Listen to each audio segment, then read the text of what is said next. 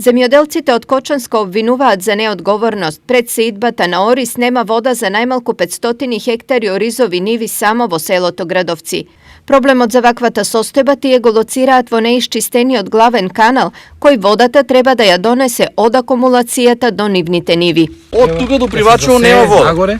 Сликај надоле, Привачево надоле едно треба да целото поле е тоа. Значи овој канал, мислам главната вода што треба да водата да ја доведе, е колку е чистено водостопанството. Не ископана, не. Колку е чистено, не тегле. Ќе ви давам после видеозапис од каналот колку беше чист. Значи пун фекалии, ќе видите, ние го чистивме. Водара нема у Привачево.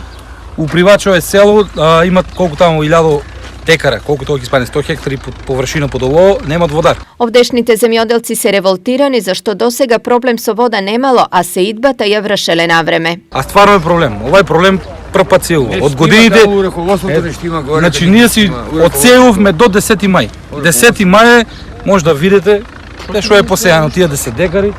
Цело поле што до Привачево тоа, цело.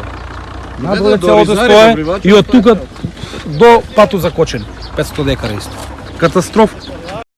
Доколку состојбата не се реши подитно, во прашање е доведена овогодинешната реколта на ориз, зашто вегетацијата на оризот не трпи одлагање, тврдат тие.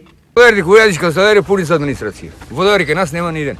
Нима одговори на дојде да види што е, како е стањето, кастеме со оризови култура што уште една недела ако не посееме, треба да ни кажат да не сееме више.